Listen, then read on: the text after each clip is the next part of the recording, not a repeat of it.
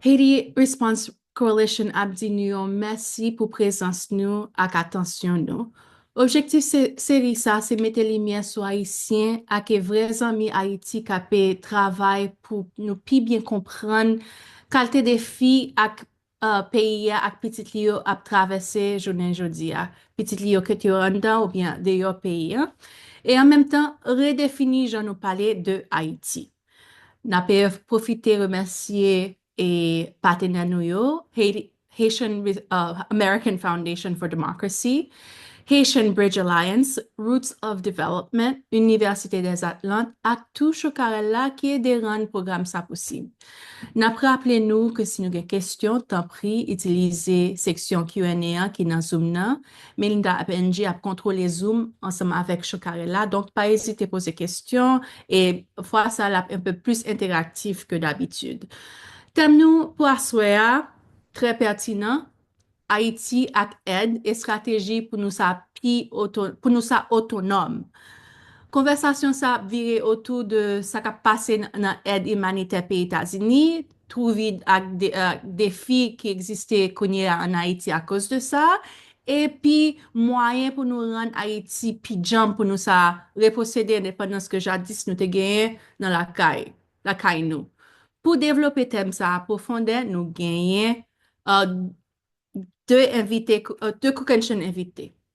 Wolf Pamphile de Haiti Policy House. Haiti Policy House, c'est un think tank qui est spécialisé dans les affaires géopolitiques qui concernent le pays d'Haïti. Et aussi, nous gagnons Dr. Guerda Nicolas de Haiti Community Trust. Haiti Community Trust, c'est une fondation qui est là pour supporter le développement et l'innovation durable en Haïti. Et puis, comme modérateur, nous gagnons Jake Johnston et Jessica Chou. Jake Johnston de Center for Economic Policy Research and lycée Hôtel Livre Aid State, Elite Panic, Disaster Capitalism, and the Battle to Control Haiti. Et Jessica Chou, c'est une anthropologue et chercheuse et collaboratrice de Roots of Development. Nape dit bienvenue. Jake et Jessica, you can take it away. Thank you so much.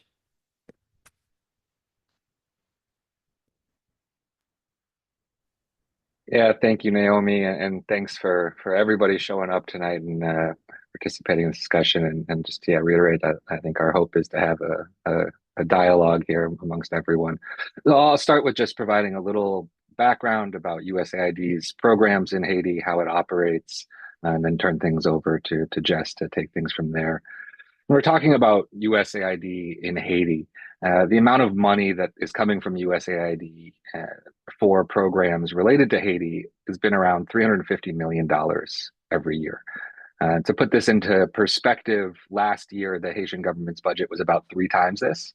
So that's 1/3 of the Haitian government's budget coming from USAID. Now, obviously, these things function in very different ways. USAID, and I use specific language talking about this because it's not money spent in Haiti necessarily, or even for Haiti necessarily. That money goes to partner organizations, either for-profit contractors, UN agencies, and in very rare circumstances, local organizations in Haiti. And so we look at maybe a sort of more historical perspective here. In the 10 years after the earthquake, USAID spent between $2.5 and $3 billion for programs in Haiti. About 55% of that went to a handful of for-profit companies that are a whole lot closer to my office here in Washington, D.C. than anybody in Haiti. About 2.5% of that money went actually directly to local Haitian organizations. I think this is really important because, when we hear these big numbers thrown about and they can seem really massive, really significant, but it's important to note that not all of that money is actually being spent in Haiti or even on behalf of Haiti, and certainly not Haitian communities. I think the other point, just to note like how this halt has, or the freeze, or however we want to refer to what's been going on with aid recently, has manifested itself in Haiti. There's been a lot of talk around waivers and things like this, but functionally, things have basically ground to a total halt. I was just looking at this last night. New obligations from USAID for work in Haiti. Last year, it was about eight and a half, no single month in 2024 had less than $8.5 million obligated from USAID. So far in 2025, it is $200,000, and that's for a contract position for an HR staff for the USAID Haiti office. So program spending has ground to a virtual halt. And this obviously is going to have an impact and already is having an impact on critical services in Haiti. Last year, USAID's budget, over 30% of it went to UN agencies. It's actually a little bit different than how it's operated in the past, and partially because of the context in Haiti. But these agencies are World Food Program, the International Organization of Migration, UNICEF, and other big agencies that are doing a lot of work in Haiti right now in the current context. The health sector is perhaps the most reliant on external financing from across the board, any industry or any sector you want to talk about in Haiti. And there's going to be real impacts of that. But I think for today, we also want to shift the conversation beyond just those short-term things to have a longer-term discussion about this. And so before I turn things over to Jess, I just want to make one last point, which is that I think it's really critical to view USAID as one piece of a bigger picture of US foreign policy. This is not distinct from other aspects of US foreign policy. It is explicitly, and this is, it's not anything I'm making up or conspiracy. I mean, this is written on USAID's website, right? Its mandate is to promote US interests, economic and national security interests. And of course, it's not the only way the US promotes its own interests. And so I think when we look at USAID and we look at Haiti and we look at the dependency, this is also a natural result of the policies that have been implemented by the United States and others. And we're not just talking about aid policies that have undermined local capacity, but also conditionalities attached to big multilateral loans that enforce privatization or reducing tariffs that have hurt the agricultural sector. This is about the results of overturning elections. This is about the results of direct coup d'etats, right? And all of these aspects of US foreign policy that have really eroded local capacity and reinforced this dependency dynamic that we've seen take hold with aid in recent years. And so I just want to make that point, that this is not an isolated piece, right, or distinct from the rest of US foreign policy, but actually a significant component of it, certainly in a place like Haiti. So I will stop there and turn things over to Jess. Thank you, Jake, for that summary. And for those who have not, I would really encourage you to read Jake's book, Aid States, really linking how aid and foreign policy are directly linked. So I just want to take a moment and talk a little about the term self-reliance. For this conversation, this is in direct contrast to dependency, which I would put forth is what the relationship to USAID funding was, and perhaps you can even say it was aimed to be. Yesterday, I was talking to a colleague, and he made the analogy that USAID funding was like a drug that many thought that they needed. It was like an addiction, and suddenly it was not available. I certainly want to be sensitive to groups whose foreign assistance was focused on supporting grassroots organizations, as well as countless jobs that have been lost, especially of many Haitian professionals, as well as Haitian organizations who are faced with the potential of closing down and life-saving assistance that is now compromised. But I think we can all agree that USAID funding needed some serious reform. But this is not a conversation today to advocate for the return or not return of USAID funding, but rather one that really focuses on self-reliance and the support of it and breaking those created chains of dependency that Jake was just referring to. So a reminder that self-reliance is not new for Haiti. If we look into Haiti's history, we know there's 1804, the Haitian Revolution, and what followed was that Haiti inspired and supported many other countries to be independent and self-reliant. There are so many examples in Haiti's history of this self-reliance, from the building of the citadel to the creation of the language Creole. The list goes on and on. So we also know that Haiti has been historically a collective society, rooted especially in the countryside, and that is a bit messier now as migration has happened, inspired by centralization of not only the state and basic services, but the presence of international NGOs. Haiti has a history of mutual aid, solidarity, that we've seen in various practices, from Combit, the Lacour, Rassemblage, to mutual aid practices of Soul, etc. So if we look at top-down practices of aid, they've systematically broken down the social fabric. not only weakening communities, but civil society as a whole, as well as institutions, and has played a role in creating the current situation that we see of insecurity that we are witnessing in the metropolitan Port-au-Prince area and other isolated areas in the provinces. We can say that there was a large percentage of USAID funding that was also focused on crisis, which promoted a constant narrative of crisis, and these top-down practices ignored root causes and focused on short-term solutions rather than long-term, sustainable, transformative, systemic change. So crisis really ignores this continuum of life, and top-down aid breaks down, well, aid, a lot of aid breaks down, top-down aid breaks down the continuum of life into sectors. We have humanitarian aid, development aid, peace building, and even further into working groups such as protection, WASH, food insecurity, environment, economic development, etc. From my experiences, also, I've been doing recent interviews with funders, various funders that are supporting Haitian-led solutions, and more specifically, Haitian community-led solutions, many that are focused outside of Port-au-Prince. And I've witnessed, and many of these note the immense resources, assets, expertise, and capacities of local communities and their members. They also note that impact is not in direct relationship to the amount of external funding money, that sometimes the biggest impacts are with very little injections of external funding, because communities are working collectively to build social cohesion and to improve their communities and build a better and more sustainable future. With this, I believe this conversation is really important in redefining aid. What is aid and external assistance? One that is not based in charity, but really in solidarity to Haitian communities.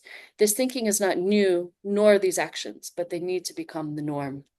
One of the commitments that resonates is one made at the World Humanitarian Summit in Istanbul, Turkey in 2016, which birthed what is known as the Grand Bargain, with one of the commitments to localization that states, quote unquote, as local as possible and as international as necessary. So that's where I will stop for now. I want to turn it over to our fantastic panels. But before I do, panelists, I'm sorry. But before I do that, I just wanted to talk a little bit about this forum. We want to leave a lot of space for discussion. So our panelists will make 2 short presentations, and then we'll go into Q&A. So I really encourage not just putting questions into the Q&A, but comments. So from there, I'm going to turn it to you, Wolf. Thank you so much, Jessica. Thank you, Jake. Dr. Guerda, it's great to see you again. Bonjour, bonsoir tout le monde. I don't know. I'm sorry. Sorry for the interpreters already. I don't know where you guys are this evening, but wherever you are, thank you for joining us. As we think about Haiti's path towards self-reliance, I want to begin by saying that no single person can claim to have all the answers to our challenges. And anyone who says otherwise is not being honest with you or with themselves. However, I believe that there are multiple pathways to addressing these issues. And despite the drastic shifts in foreign aid, Haiti is currently has a very unique opportunity. It's an opportunity to unlearn, to re-educate ourselves on what it truly means to be independent, self-reliant, and also forward-thinking. And for over the past century, we've witnessed the unintended consequences of foreign aid. Unintended or maybe intended as well. From the weakening of the Haitian good to stifling local farmers who are struggling against imported, whether it's rice, beans, poultry, and fostering policies that go against economic growth rather than promoting it. And worse, I think it also enables the Haitian government to create a culture where, the government assumes the United States will act as a safety net for their poor policy decisions. So where do we go from here? And I think whether you are in Haiti, whether you're living abroad, creating spaces where policies are shaped by research and underground analysis is essential. And this very webinar we're on right now represents exactly what we're talking about, where ideas can be shared, debated, and most importantly, turn into action. And after all of that, accountability must be at the forefront of everything. We need policies that promote economic growth. We need policies that foster a fair business environment, that go against and curb, reduce monopolies, corruption, and also we need to rethink what foreign aid means, or how we approach, or how do we receive foreign aid. I don't believe this is the end of foreign aid, but from here on out, we need to start thinking about how do we make it work for us. And as we're thinking about this, any program that's being developed in Haiti, anything that's being viewed as foreign aid from whether it is the United States, Canada, or France, the program should be designed to work itself out of existence. Meaning, if, let's say, the program is supporting mango production, success for this program should mean that eventually the farmer no longer needs external support, meaning they can produce by themselves and support their families and also support the country for whatever needs that we have. And that should be the same methodology across different sectors, whether it's education, healthcare, business.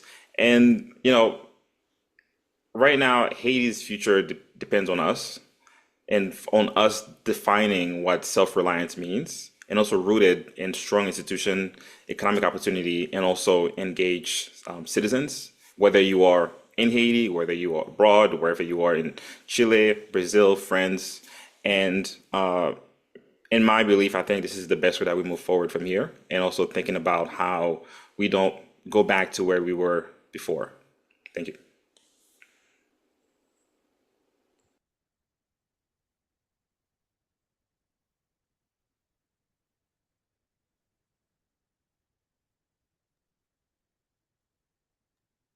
Thank you all for that. Guerda, Dr. Guerda, I'm going to pass it to you.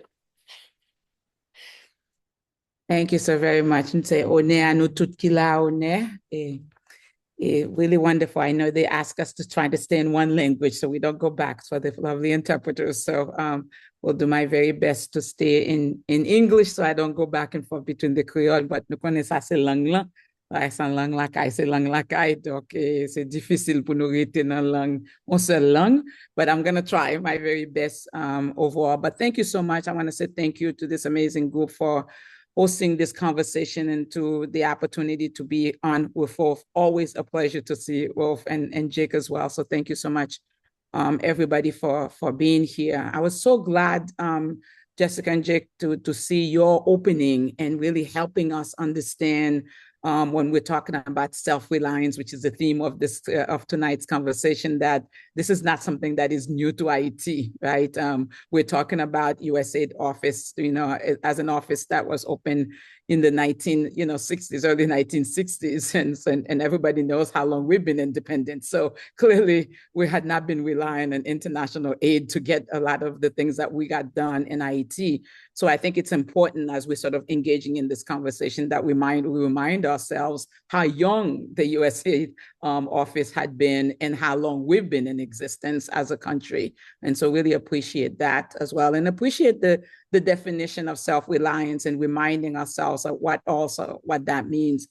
I want to share with you my own sort of reflection, but also ground that in some of the research to go along with this particular theme for this evening. So when we're talking about self-reliance, because it is not a terminology that is unique to us, and really appreciate Wolf's ensuring that this is not a one-size-fits-all or one perspective at all. There's lots of different ways for us to think about this. But there's really good research that also has been done in terms of what do we mean by that, right? This idea about self-reliance, particularly what we're talking about vis-a-vis IT. So I want to share just a couple of key things that I think it means, and really looking forward to the larger conversation that we're having this evening. One of which is about strengthening local institutions. We can't talk about self-reliance without talking about the institutions and the need for us to invest in governance and our governance structure. We all know what the situation looks like from a governance standpoint. We can't continue to have a country that is going to thrive and that's going to be self-reliant when we have 9 individuals leading it. We have to pay attention to these things. We have to talk about infrastructure in the country. We have to talk about public services to ensure that Haitians have access to good quality education, healthcare, and so on. So strengthening local institutions must be a central part of that formula that we are talking about in terms of self-reliance, and the government has to be also at the center of that.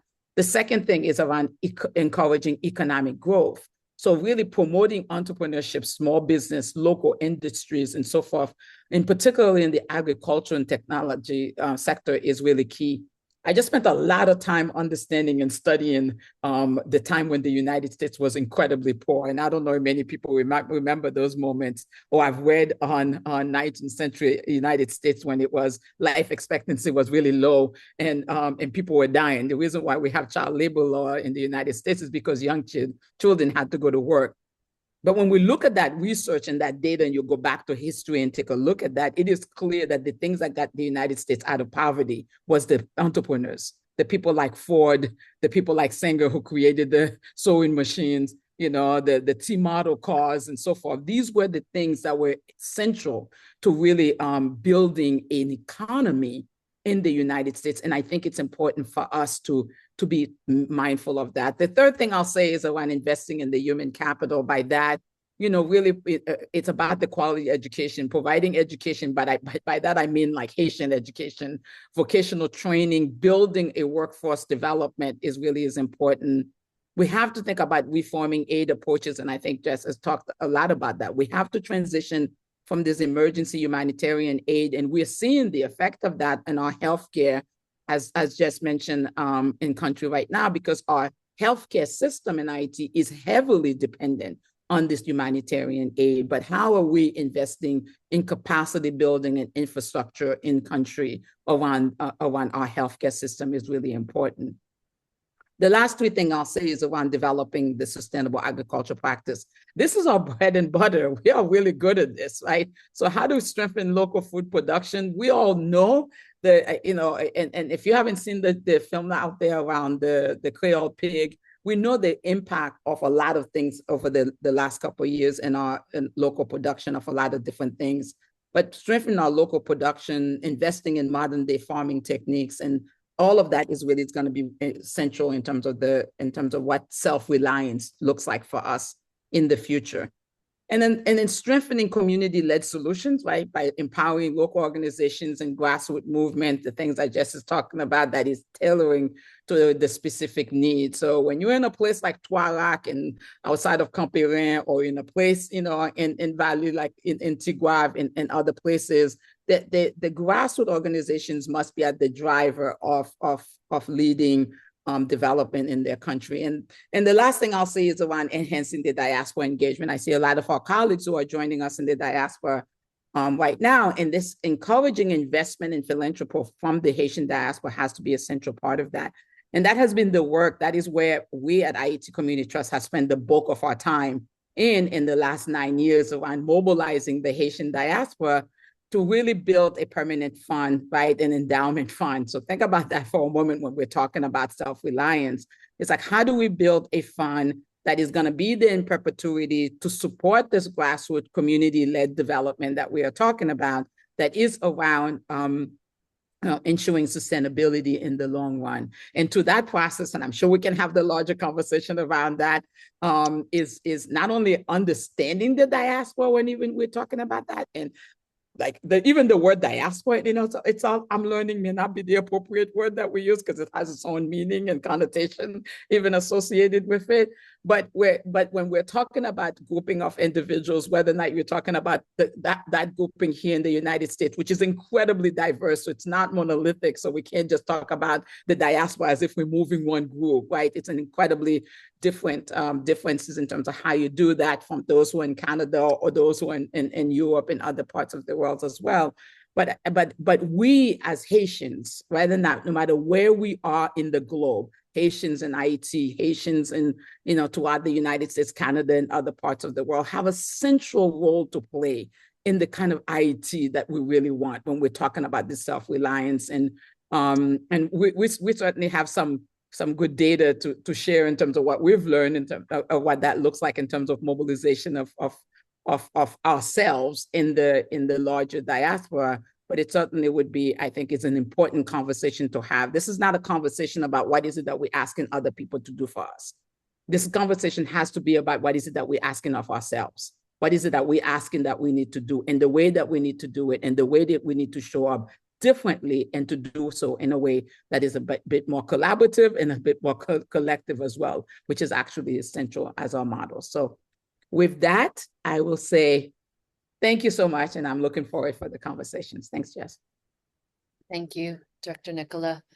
I am just going to go back to Wolf for a moment. So this conversation is not being had. I mean, I know many of us are having this conversation, but we also, Haiti Renewal Alliance also had a town hall on February 25th. And this in many ways is a continuum of that conversation. So I just want to turn it back to Wolf to sort of summarize that conversation before we go into more discussion. So Wolf, and just a reminder, slow down a little bit for the translators. Sure. That would be really helpful. Awesome. So the town hall with HRA, the Haiti Renewal Alliance, was I think Jake's introduction and the presentation that I've done and Dr. Guerda has done as well, kind of summarize the overall message that we left with from that town hall. And essentially, it painted a picture of how Haiti got to where it is today, to relying or being like, a third of its economy depends on foreign aid. And also the impact that it's had on specific sectors, specifically the private sector and entrepreneurship, education, and what are the pathways to move forward into changing that dynamic in Haiti. I recommend everyone to, if you can, just go on YouTube and find that. I'm sure we can put it in the link in the chat to watch that town hall, because it has a lot of great information. And I think one thing that I left with, one of the questions that I when the event ended, that I left with was, in the diaspora, when we're thinking about, especially now, the remittances and cash transfers going to Haiti, whether it is to Western Union, CAM, and that's from the diaspora that is sustaining a lot of families in Haiti, or aunts, uncles, moms, and dads. But at the same time, that is also, from a strategic perspective, that is also a leverage that us in the diaspora have to advocate for a Haiti that we want to see. And now, how we do that, how we move that leverage, will be a discussion that we will need further research to do, because at the end of the day, it is real people that are at the end of those discussions. And the question that I left with was, for the diaspora, I mean, we've tried this in the past, but how do we successfully hold the Haitian government, the structure of that is the Haitian government, not the people, not the, well, of course the people too, but the structure, the institution that exists, how do we create an environment where accountability takes precedence? And also, how do we do that from abroad, from a distance? And while recognizing that we're not stepping in and dictate what should happen in Haiti, while working with our brothers and sisters who are in Haiti. But that is a broad question, and I'm also going to leave it to you all. If you have any thoughts about that, let me know in the chat. What are the ways that the Haitian diaspora can hold the Haitian institution, government institution, accountable from abroad? Thank you, Jessica. Thank you, Wolf. Dr. Nicola, Dr. Guerda, I'm calling you all kinds of names today. Do you want to respond to that before I go to questions in the Q&A? No, I think that Wolf is posing a lot of really great questions, and I think what I would say, I'm gonna try to be slow. I promise, Christelle. Sorry about that. I think it really is important for us to recognize that there has been significant interference in Haiti. So when Wolf, and that's why I'm excited about the Haiti Policy House, Wolf, because I do think that the Haitians in the diaspora has a significant role to play in terms of policies that oftentimes have been detrimental to an Haiti.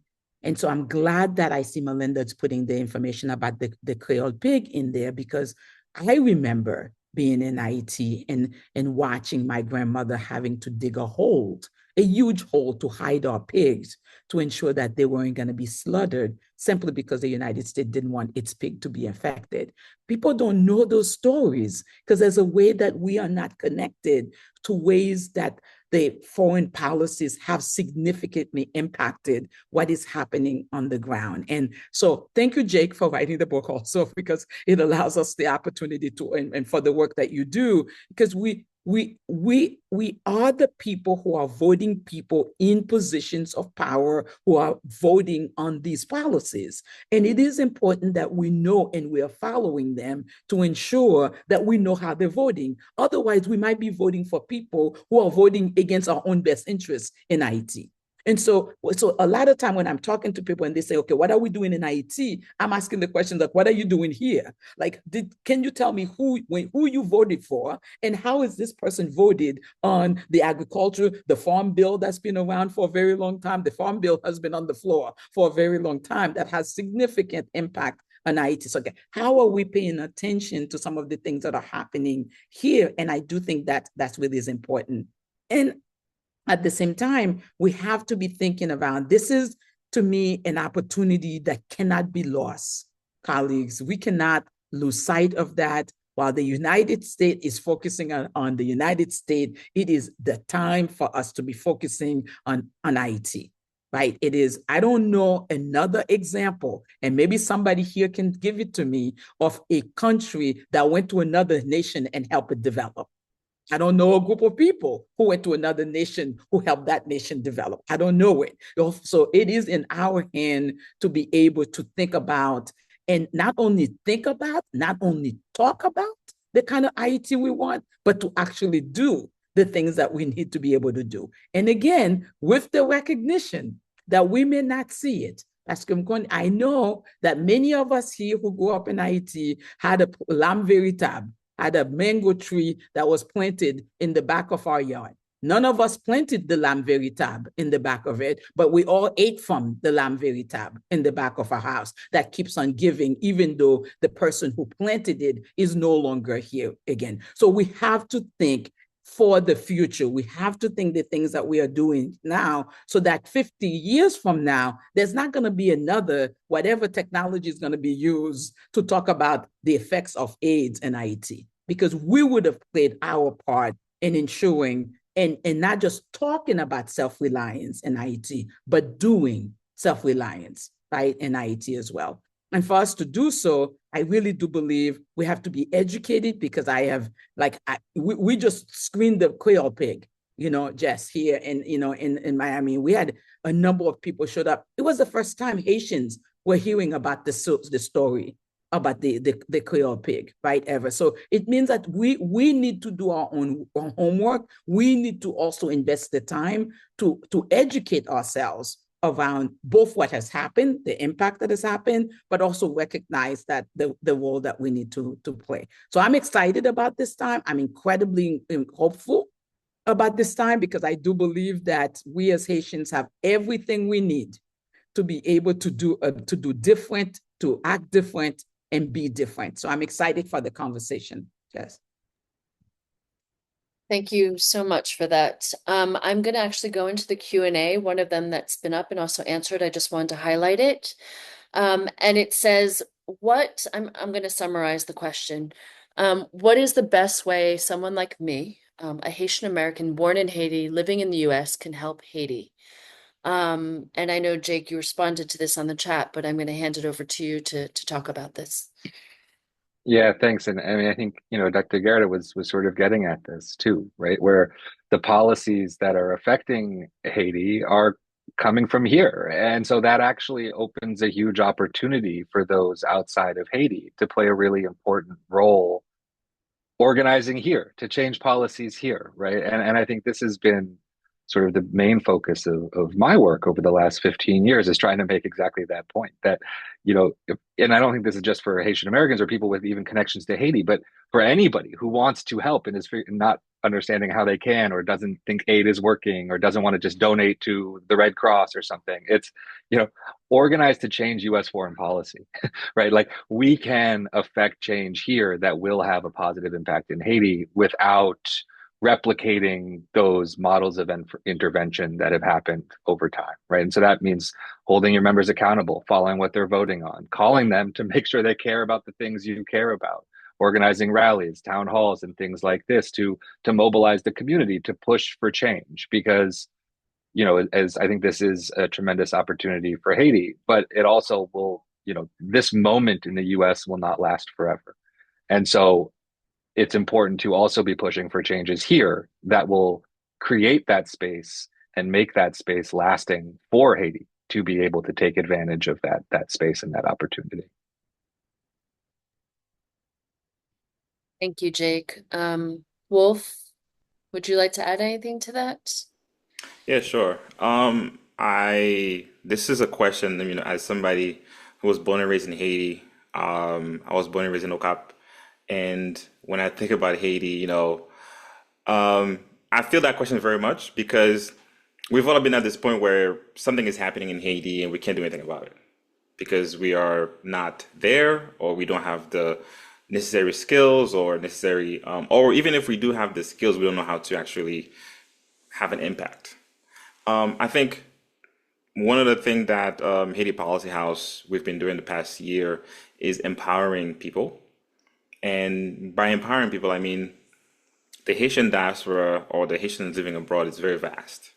But how do we empower each communities, whether it is New York, whether it's Florida, Boston, how do we empower each of these communities to be able to go to Congress, to their local elected officials, say, hey, these are the policies that I want you to advocate for.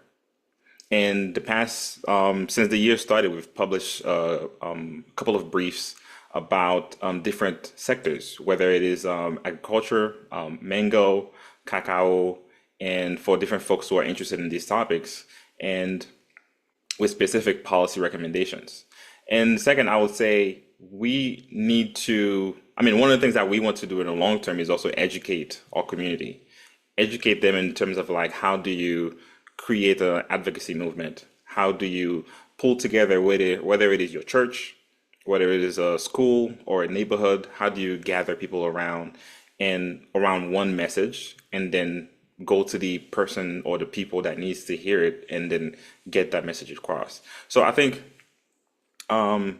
through all that I've said, I think the most impactful part is educating people on how to advocate for themselves. And because we can say, we need one person, because I think, sometimes we need a leader, or the diaspora doesn't have a leader. I don't think that's the way to think about it, because there are hundreds of leaders or thousands of leaders in each communities, and each community believe in a couple of people or whoever it is. And I think also empowering those unique communities will also have a how you call it, like a multiplying effect into the larger picture of helping Haiti.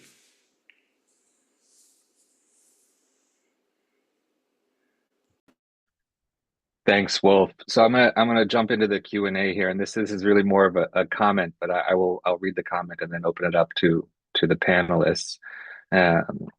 With U.S. disengagement and China's increasing global presence, the nation must craft a foreign policy that is neither naive nor reactionary, but instead grounded in national interest, economic self-sufficiency, and geopolitical pragmatism. So maybe I will add a bit of a question, which is this also an opportunity for Haiti and the Haitian state to diversify its allies, its friends in the international community? Can I just jump in, Ralph, and then we probably come and I think it's also linked to Justin McCullough's question also that's asking about around this question about neo, right, colonial also ideal as well in terms of how do we break free from that, right, as well. So I think it's hard to answer that first part, Jake, without talking about like the need to also break free from what is currently in terms of that framework, what is currently in existence, and on how much time that we have to be able to do so. Because I do think that the neocol that has constrained Haiti since 1825, rightfully say, requires this multifaceted approach that must address this economic sovereignty that we're talking about, that's talking about political autonomy, cultural reawakening, right? Like that's the mental shift, the mental work that we have to do also in a strategic global positioning. And that gets at the question about like China right now. So let me repeat that. We need like a multifaceted, I think, approach that's really focusing on economic sovereignty, which decoupling from exploitative agreements. So by that, I'm talking about how do we repute the unjust debt and trade agreements that began back in the 1825, and so on. How do we strengthen the local economy, creating, parallel economic models? Political autonomy and leadership accountability. How do we reject the foreign pupetry that happens in governance, right? How do we demand a level of transparency and accountability in our leadership while resisting this foreign intervention in political affairs? Developing self-sustaining political systems, reforming governance structure, as Rolf mentions. That's not my domain. That's not the area that I focus on, but I can't do what I do without understanding politics, which is important. Reclaiming control over our national policies. Right now, foreign-backed policies often designed to serve external interests, but not really focusing on stability and economic stability.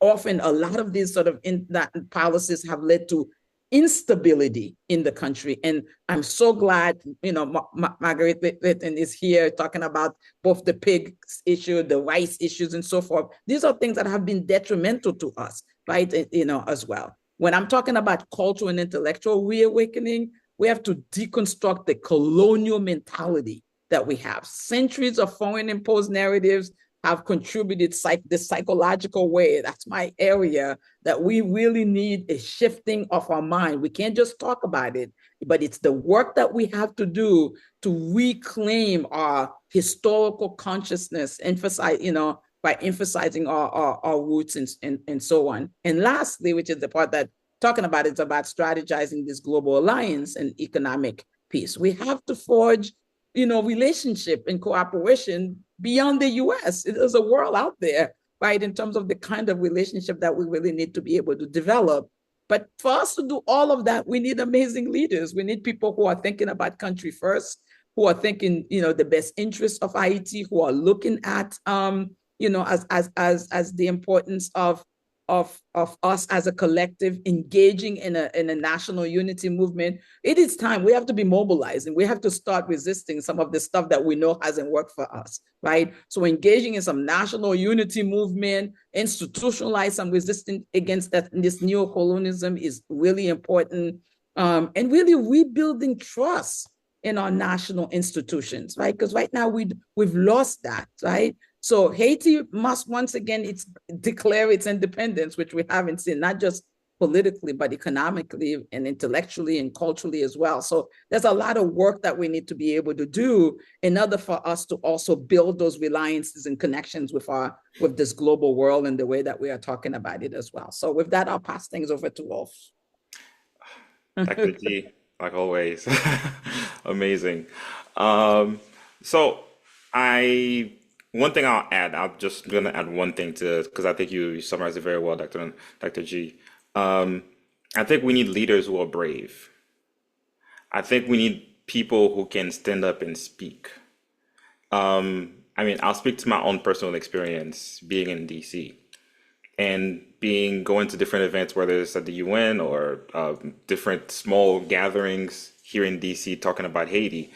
And you see the reactions of people who are representing Haiti and how when somebody who is white or lighter complexion than them walks into the room and their whole, persona changes.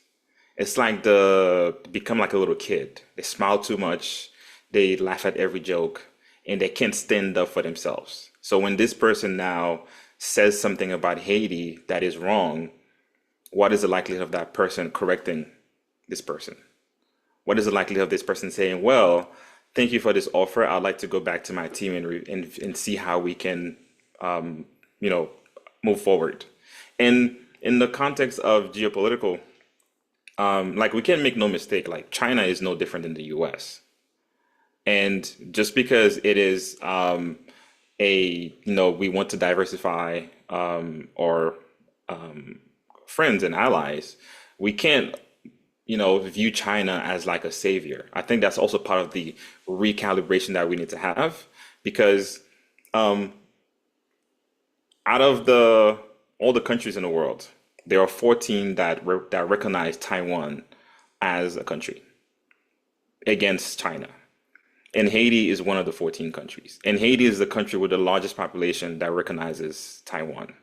However, the Dominican Republic, Jamaica, all the Caribbean, like I can say all the Caribbean, most of the large countries in the Caribbean do not recognize Taiwan. At the same time, they're doing business with China, they're doing business with the US, and in the middle, it's a competition for their attention, their space. And I think we need leaders who can understand this dynamic. We need people, we need researchers, we need students. I think when I'm thinking about this, I'm thinking about 20 years ahead, the kids who's in college right now writing an essay about Haiti. How can they see, writing an essay today and then 20 years later be the person that puts it into action? And these are all the questions that we are always thinking about. And I think I also want to chime in on one follow-up. I believe someone talked about the churches, the possible roles you see Haitian churches, including universities and nonprofit, could play in Haiti. When election season comes around, you see your local council member, your Congress member, senator come to the church. They talk about Haiti. Haiti is a beautiful country. I've been to Haiti on vacation. I have a Haitian relative, and please go out and vote for me. There's a reason why they are in the church. There's a reason why they are reaching out to you in the community. And I think this is part of the educating ourselves and educating our people. Meaning when this person comes to your church in this election season, you should say, okay, well, thank you for coming very much. I appreciate you taking the time to come to our church and to speak with us. Here's a one-pager of what we want. And when you can address these issues that we are interested in, that are impacting our country and our communities, then we can talk about voting for you. And I think that's the level of empowerment at the grassroots level that I'm talking about. And I think churches, schools can play a big role, because elections are won at the local level. And so when I'm talking about empowerment, that's what I'm talking about, and the role that churches can play.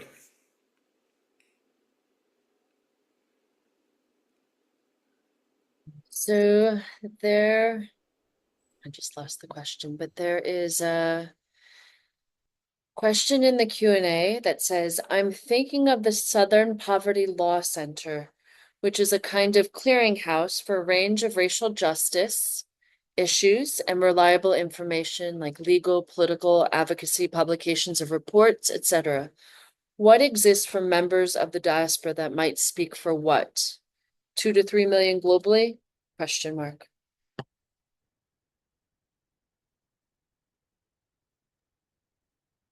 I see Patty. Hi, Patty. How are you? Hope you're well.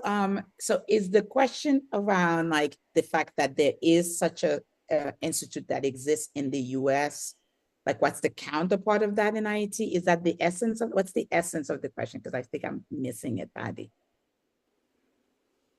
Unless somebody else got it. Did you get it, Wolf? What's the essence of the comment? Is it? Yeah, that was gonna be my question too. I'm not sure if they're asking if we have something like that for Haiti. If that is the question, I'll say this is the whole purpose of Haiti Policy House. We did notice, Being in DC, there are like hundreds and hundreds of think tanks. And while there may be some that focus on the Caribbean or Latin America, it's never always Haiti, or even if it is Haiti, it's always Haiti because it's in the news or something bad happens. But we don't have a space that is thinking about, similar to the Southern Law Center, it has a specific focus on racial justice. Same thing for Haiti Policy House. It has a specific focus on Haitian foreign policies. And that's what we do 24/7. That's our entire, existence, why we exist, why we created it. And I think that is also part of the self-authorship and also self-determination and self-reliance. And we can't rely on larger think tank to give us an hour of their time to have a panel on Haiti.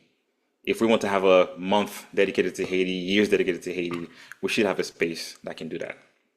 So.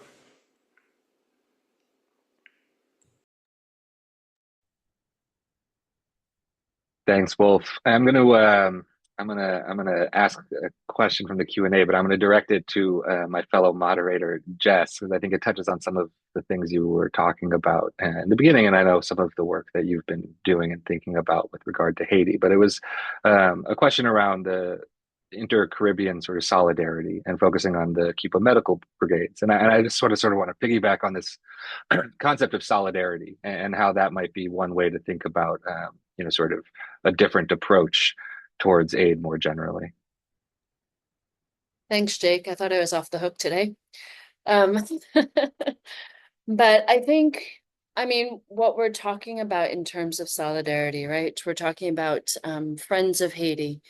I think some of the things that have been brought up by both Wolf and Dr. Nicolas, I think there's a level of education, understanding what is happening, doing your homework, really making the efforts to understand local realities and build relationships, build trust. I think these are a lot of things that we can do in terms of, solidarity. I think also the other thing is we're fully aware of power dynamics, understand power dynamics that exist. An act of solidarity is really thinking about how we can shift those power dynamics that exist. How do we build equitable partnerships? How do we, if we are trying to support and be in solidarity, what does it mean to highlight, create a different narrative of Haiti that is filled with assets and expertise? Shift that notion of who is an expert. I think also, think about language that we use. We see a lot of top-down aid using terms like beneficiaries, victims, right? These are really terms that create people as passive recipients and victims rather than actual agents of change, right? So when we think about these terminologies, I think these are all things that we need to reflect on. I can go on for quite some time around this, but I think, their solidarity, Haiti, certainly, can use support, but friendships, real friendships right now. And I think that means understanding and balancing and complementing what exists, like any sort of relationships. I've heard people describe these relationships as family, as marriages, as engagement, learning, holding each other accountable. And I think that's where I'll stop. I might also just open it to the other panelists.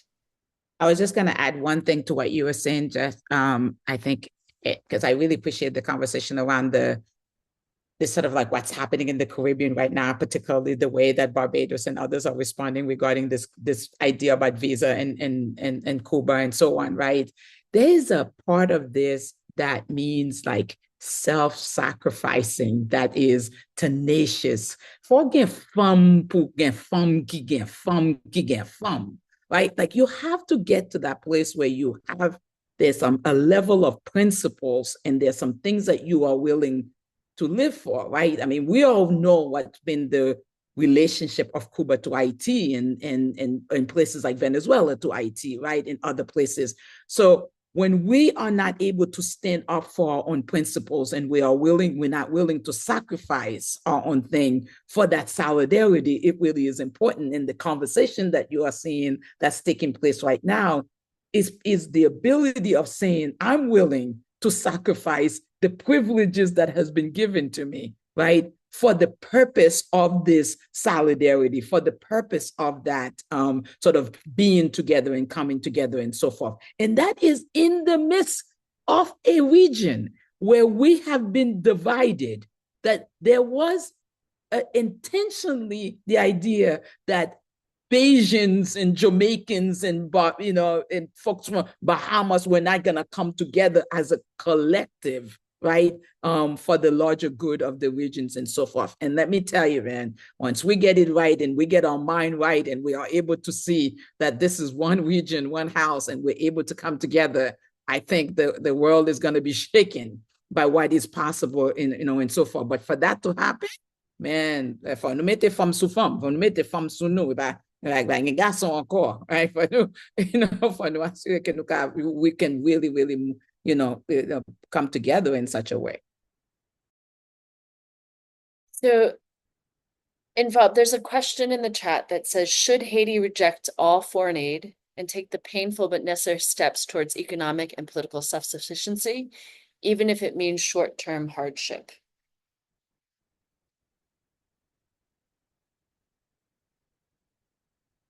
I can take a first shot at this. I think it's tough. The radical in me would say yes, like let's stop all of it, and then take the hard pill. However, we must also understand where a country is economically and the people that are most likely to suffer from this. And if we are to do that, what is the plan after that? And what is the plan?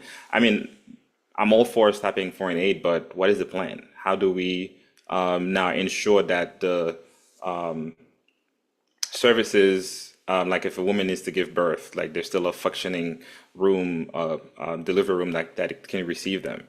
If a kid needs some kind of urgent care, that there's still something that can help them survive. And sure, and idealistically, we could say, oh yeah, let's stop all of it. But what is the you still have 11 million people that needs social care, that needs schools, that needs all these different things. But I think, how do we move from a foreign aid to strategic partnerships? How do we now say, hey, you can come build this school, but you have to sign an agreement that for the next 20 years, you will be there are consequences to not following through to development in Haiti. There shouldn't be an issue where somebody builds a school, or an organization builds a school, and then 2 years later they run out of funding and the school just sitting there, or a hospital. And there should be consequences to these things. And I think moving away from foreign aid is critical for our development. But however, ripping the Band-Aid without a plan can create a bigger issue than what we're trying to solve. Thanks, Wolf. I think that covered a lot. I'd just add a few things, if I might. And I think one is that, right, not all aid is the same. Right, there is foreign assistance coming into Haiti that is supporting really important grassroots and community-led work. Right, still today, it's not coming from USAID generally, right? But when we talk about foreign aid, we're not just talking about USAID. Right, there's a lot of it, and so I think it might be perfectly reasonable to reject harmful aid, right, which is its own basket of aid and very different from other forms of aid. And I think, I go back to something you said earlier, Wolf, right, that aid. And we hear this from people. This was the big talking point after the earthquake, right? We're working to put ourselves out of a job, right, in the aid industry. And so I think that's an important concept in this too, right? Is like, even if you want to get to a point where Haiti is free from aid, from USAID specifically, if we just want to talk about USAID, a very reasonable position to take. Well, you're saying there needs to be a plan. And part of that plan is, I think, or can be, right, changing the aid that is coming so that it can actually help get you there, right? And so I think part of this conversation is also, how can we change aid? Not reject or accept or cut off entirely or not, but what can be done to make the aid that does come more effective, to actually leading to a future where Haiti is not dependent on that aid, right? So it's a nuanced conversation, obviously, right? But I think it is important to note, there's a lot of good things that happen too, right? And again, it's not all coming from USAID, but we can't put all of that into the same basket. Thank you, Jake.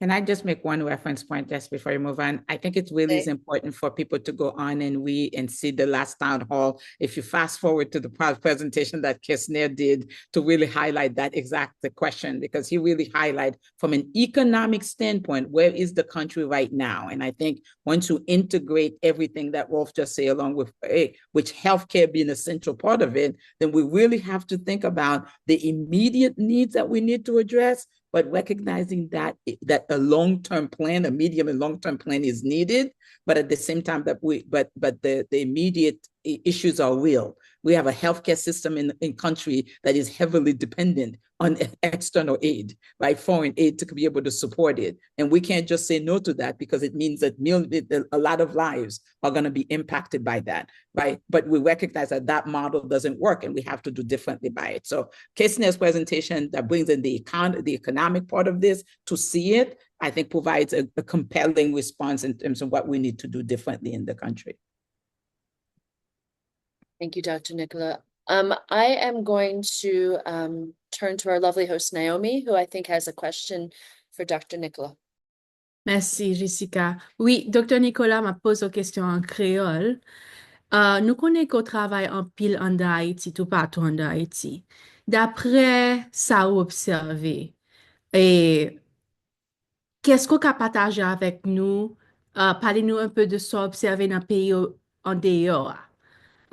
Comment habitant, t'es toujours mettre presque totalement autonome et comment nous-mêmes nous capables d'appuyer ou bien supporter système ça qui est déjà établi. Dr. Nicolas, before you go into that, can I just tag on to that question a little bit? Yeah. Really maybe ask you to highlight some of the work that some of the partners of ACT that they're doing and really talk about impact in relationship to community resources assets. So I just want to tag that on to Naomi's question, if that's okay, Naomi. Thank you so much. Merci un peu, Naomi, pour question, parce que nous faisons façon, tout le monde connaît, moi, dans le pays à chaque mois, femme là quand même, et me toujours dit, bon bâtiment quand même que me prend, même si on bloqué, ben, travel à propos de avion, yo, de façon quand même pour nous aller dans le pays. Et il fait partie tout de questions que nous avons posées à propos de qui gens, là, la diaspora pense qui gens les mêmes qui sont engagés en Haïti. Nous pas engagés dans le pays à simple en même temps, ouais, simple là quand même pas engagé là dans même façon. Donc pour un bon exemple, nous fait pas son bon temps pour m'aller la Gonave, Fondé Blanc, Fondé Noir, m'aller Trois-Lacs, Lièvre dans département NIP. Nous t'évaluons, ouais, tout côté ça, yo. C'est une façon pour nous, ouais, que il y a un peu l'activité qu'a faite. Ça veut dire que paysan levé là, le planter. Il n'est pas planté parce qu'il pensait que le pays fini. Il planté parce qu'il pense qu'on est demain cap vini. Et qui j'en la mette petite l'école. Ouais, tout ça. Et il y a un peu tout, même rencontre qu'a faite, qui des pensées, qui moun qu'a pensé dans section communale yo, en même temps pour regarder qui type de futur, qui gens yo même y a pas avancé. Parce que Jean-Jacques te dit, c'est pas des communautés qui te dépendent de ça États-Unis t'a fait. En pile là-dedans, yo pas touché ça qui sorti dans USAID là en même temps. Ça veut dire que pas de une grosse conversation à propos de oh bon Dieu, qui ça nous pourra le faire à ce moment-là parce que USAID est fini. Et donc, c'est mettez tête ensemble ça, solidarité ça, penser ensemble ça, il toujours là. Et il y a une pile innovation qu'a fait. Moi, je participer dans des rencontres extraordinaires qui t'a parlé à propos de infrastructures qui étaient supposées développer dans le sud là, qui fait partie des ports, qui fait partie des airports là, tout ça là dans les. Ça veut dire que et pas chita mon ap chita pour yo ton qui ça pral venir pour yo. Il y a une pile réflexion qu'a fait et puis un pile innovation qu'a fait en même temps. Et ça nous-mêmes n'a fait dans Haiti Community Trust, c'est qui gens nous ka supporter innovation ça yo pour nous scale them up. So imaginez que ou ka commencer non façon bon exemple par exemple. N'a regardé pour nous n'a fait et œufs en Haïti. Right? Un pays qui te compte produit propre poulet pali, œufs pali, 80% œufs a importé sorti de Saint-Domingue qui pas fait sens pour nous dans le pays. Donc, imaginez qu'on y a, si nous avons supporté, nous avons un programme de produits et pour les panneaux dans le pays avec eux dans le pays qui a marché, et nous essayons de faire pilote ça avec Soadec dans 15 coffres dans la zone ça, qu'on y a regardé pour nous, ok, nous aller avec Léon Jacques Mel, organisation là, qui j'ai même système ça marche, qu'on y a vu augmenter production ZEA, qu'on y a allé dans 3 racks et lièvres pour nous comme mettons l'autre encore, qu'on y a nous dans pestel, qu'on y a avec organisation côté n'a, qu'on y a ouvert un incubator, un écosystème avec des organisations qui travaillent dans poulet avec eux, qui permettent qu'on y a augmenté et ce qui ça qui est vraiment intéressant pour moi-même, c'est que nous tester est-ce que si nous vendons ce pays plus cher que œufs qui sorti œufs blancs, nous tout qui là connaît soit Haïti ou connaît œufs blancs côté le sorti et brown eggs côté le sorti, right? Donc nous regardez pour nous est-ce que œufs sorti dans pays si nous mettons le plus cher que œufs blancs, est-ce que moun local yo a acheté? Naomi li vend plus vite que œufs qui sorti Saint-Domingue. Ça veut dire que moun local yo reconnaître que œufs ça sorti la caille moins, poulet ça sorti la caille moins, et en pile fois, et nous tout la connaît que œufs ça yo plus bon. Parce que œufs qui sorti Saint-Domingue, l'am croisé li par contre ça me joine là-dedans. Ouais, en pile fois. Même connaît zo local là qui sorti côté m'acheter là dans mes paysans, on connaît qui type de œufs, qui type de poulet lié. Donc ça montre que créer écosystème ça dans affaire. Imaginez qu'on y a ou gagner et 20 différentes qualités zones qui fait même système, même standard, même là en même temps. Qu'on y a testé encore dans miel, right, avec miel parce que qu'on y a une organisation miel qui dans zile et la Gonave là, nous gagnons une Jacques Mel, gagnons une Fondé Blanc, gagne une kounya qui dans Noah nous fait qu'à visiter tout pour nous dire imaginez créer un écosystème de miel, right, et abeille qui ka vendre localement. Ça veut dire que faut un produit qui ka vendre qui nécessaire qui peut le permettre ça. Qui ça peut le monter? Qui côté li ka aller? Imaginez qu'on y a sous gagner et écosystème de poulet ça yo avec œufs qu'a fait dans pays ou un écosystème de miel qu'a fait dans pays qu'on y a au ka gain distribution center because nous même qui de qui a les public stop and shop qu'a acheter œufs c'est pas public qui fait son côté à l'acheter qu'on y a yo vin distributors so imaginez qu'on y a ou gagner facilities qui that are eco-friendly, right, that are environmentally friendly côté qu'on y a fait pop carton œufs par où, right, imaginez qu'on y a ça c'est plus job qu'on y a créer peut-être bag pour l'acheter là-dedans ou qu'a fait dans pays plus job ou qu'a même répéter même bagay là avec miel là qu'on y a fait miel on a le supermarket là regarder pour combien différentes qualités bouteilles miel qui gagne ou qu'a fait propre bouteille miel dans pays ouais tout ça yo c'est montrer c'est qui ça qui possible les nous venir ensemble nous comme on font bagay en collectif right, en solidarité qui ka scale up qu'on y a sous créer ça c'est qui type d'investisseur qu'on y a le fait qu'on y a un écosystème de œufs et de poulets ou un écosystème qui produit même et miel là qui est standard là qui utilise même équipement qui utilise même bah là qu'on y a connaît le cavane Naomi qui vini comment investir avec 10 millions de dollars c'est pas 10 millions Naomi gagne seulement là vient avec 100 millions de dollars pour dire, moi, je voulais investir dans ce programme comme ça parce que je connais my return on investment is going to be high, right? La venir là-dedans. C'est tout, je pense que ce type d'activité, ça, que je pense que nous-mêmes, nous pas seuls, l'autre qu'a fait en même temps que si nous-mêmes nous mettons ensemble, je pense que nous avons vraiment développé un programme économie qui va supporter ni et qui peut supporter produit local là et qui peut le vendre local et qui peut exporter dehors parce que je connais nous tout le monde là connaît miel là et tout le monde connaît pour les pays donc c'est des exemples ça yo c'était que merci un peu pour question.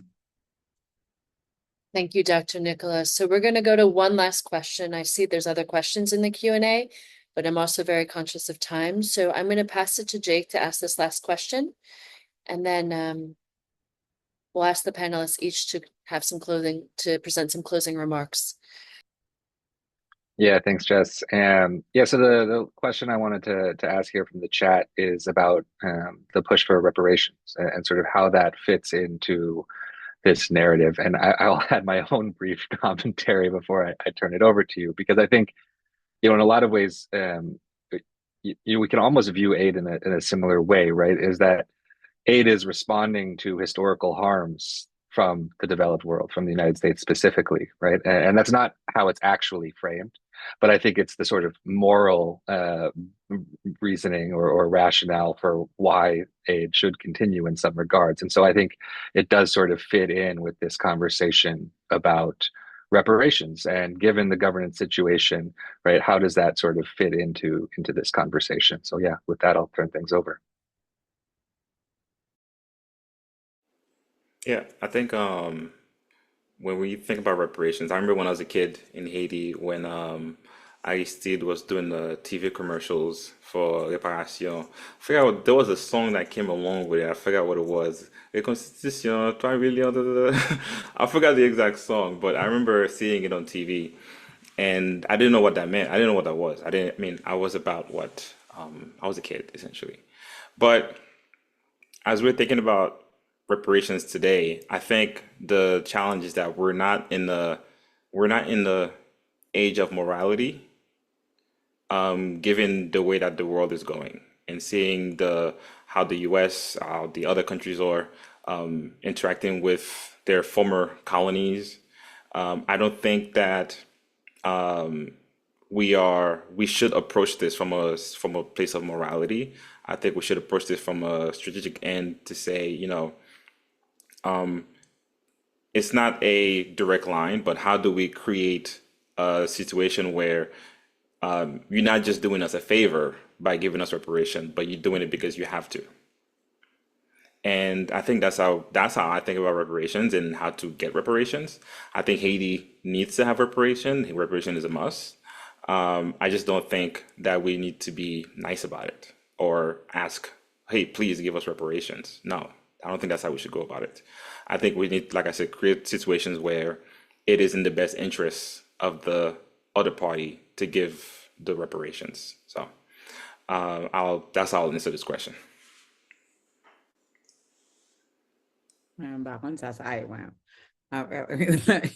know what I mean? Like, let me just say this on record, because I do think that there's some folks who are working at the reparations. I've been a part of a group that University Data that is being led by Mark Poor and others, as well. There's a whole group of people who are really focusing on this reparation piece, particularly as it pertains to France. They've been working at it. They meet regularly, to be able to think that through and so forth. That's important. It is important because it is about justice. Right? We have to recognize the wrong that has been done, and we have to hold people accountable for them so that they don't repeat themselves in the future. But we certainly cannot wait around waiting for the reparation money to come, right? Because when people have the money in their pocket, it's really hard for them to actually want to give it away to other people. So I would imagine that might take some time, but the process is important, right? The process is important. The education is important. Making sure that we continue to be on the highlight is important. So I applaud that effort. I'm just not waiting for the money to show up on my doorstep. That's all. Thank you. So I'm gonna go back to you, Wolf, for some closing remarks first, and then we'll go to Guerda. I mean, I want to thank everyone for being here tonight. I mean, it could have been anywhere else, but you're here with us. And, you know, I'm truly grateful for spaces like this where we spend time to think about Haiti. You know, as a Haiti Policy House, a think tank, we spend a lot of time to this evening. So every Wednesday we meet weekly for to we have this meeting where we call Sparking Ideas. So that's what we would be having tonight if I wasn't here. But I want to leave you all with the concept of act locally, organize regionally, and think globally. And by that, I mean acting locally is the same concept of when I was talking about the churches. The churches, we are a people who are heavily in churches. I would say that's our potomita in our communities in the U.S. and also around the world. If you need to find Haitian, just find a Haitian church, and then you'll be taken care of. So I think that should be at the grassroots level. That's the way that we can organize ourselves to think, to influence policies where we live, whether it is in the US, if you are wherever you are. I think influencing policies that are impacting Haiti starts at the local level, and also planning regionally in terms of at the macro level. How does Haiti interact with the rest of the Caribbean, with CARICOM? And what are the partnerships that we need to have with other countries, specifically with now seeing the visa situation within the Caribbean. And yesterday I saw a speech by the Prime Minister of Trinidad and Tobago for, they're pretty much like Dr. G said, sacrificing themselves for the respect for their country. And thinking globally in the sense of thinking about Haiti and its place in the global, that is not solely as a recipient of foreign aid, but how do we engage? How do we produce leaders that can engage at an equal level? How do we ensure that Haiti's voice, is heard in global level, in global forums, and also having leaders that other leaders respect and that can stand for something and mean what they say. So I'll end here. Like I said, I'm truly grateful for you all. Again, my door is always open. Haiti Policy House is a house for all, and it will be started like this, and it will always be like this till the wheels fall off. So hopefully they never do. But yeah, feel free to reach out to me anytime. Thank you, Wolf. And Dr. Nicola? Thank you so very much. Thank you, everybody. And I'm excited. I can't wait to go knock on the Policy House. Door. I'm hoping there's some grill and Poisson Gosello and Villa Kaila when you get to that house as well. Thank you so much, everybody, for being here. And thank you so much for the opportunity to share a few words with all of you as well. I think while the aid situation has provided us an opportunity to come and have conversations with each other, Haiti's struggle is not just about geography, right? It's not about this, it's about aid, it's about its people, its history, and its future. And the Haitian diaspora hold an immense power, but power without strategy is waste potential. The same spirit that led Haiti's independence must now be channeled into a modern movement of accountability, of governance reform, and economic self-determination. And so I want to leave you with like 4 calls for action tonight. One is about how do we move beyond individual survival, right? The survival mentality has kept many of us focused on our personal well-being rather than the collective progress. And so we as a collective must recognize that no true success is possible while the homeland remains in a state of crisis. So we cannot afford to put a blind eye in what's happening in Port-au-Prince. And so we must really, focus on that. The second thing I'll say is unity for impact is crucial. So fragmentation weaken efforts. A strong, organized movement can demand political representation, influence international policy, and shapes Haiti's governance from in and out of the country. Third is around leveraging our economic power for change. Remittance alone, wouldn't build a nation, but strategic investment, cooperative enterprises, and economic pressure on co-op officials can shift that balance, right? And then lastly, we must use every platform to hold leaders accountable, whether or not it's to advocacy, media, or political pressure. We must play an active role in shaping Haiti and impacting, foreign policies in the country. Our ancestors sacrificed everything to break free from colonial chains. The question today is whether or not Haitians at home and us abroad are willing to do the same thing, not through war, but through leadership, through unity, and a relentless demand for justice. Haiti does not need saviors. It needs Haitians who are willing to lead, willing to serve, and willing to build. And I hope all of you will join in that movement. Thank you so much. Powerful. Merci en pile, merci, merci, merci. Merci Wolf Pamphile et au Dr. Guerda Nicolas pour tant nous, pour travail qu'on a fait aujourd'hui pour avancer pays. Merci. Et merci à Jake Johnston avec Jessica Chou pour facilitation de discussion ça que nous besoin si tellement. Et merci à Christelle et Shirley. Des besoin de corriger, non, Shirley, merci en pile. Et merci à partenaire nous, qui c'est Haitian American Foundation for Democracy, Haitian Bridge Alliance, Roots of Development, Université des Atlantes, HSC qui vient joindre nous, à tout chocare là qui aide à rendre le programme ça possible. Suivez-nous, Haiti Response Coalition sur Instagram, Facebook, pour nous connaître l'autre programme cap gagné dans l'avenir. Nous avons rendez-vous pour 2 avril à 6h30 pour nous discuter un autre sujet qui est pertinent encore, qui c'est phase transition en Haïti, route pour nous aller dans l'élection et puis voyager sous constitution. Pardon. Et nous pas suspendre penser à PEP. Nous avons passé très si tout Port-au-Prince à Clatibonite. Nous disons courage, Kimbella, et puis bonne nuit, et nous rencontré encore le 2 avril. Merci en pile pour présence nous à soir. Au revoir.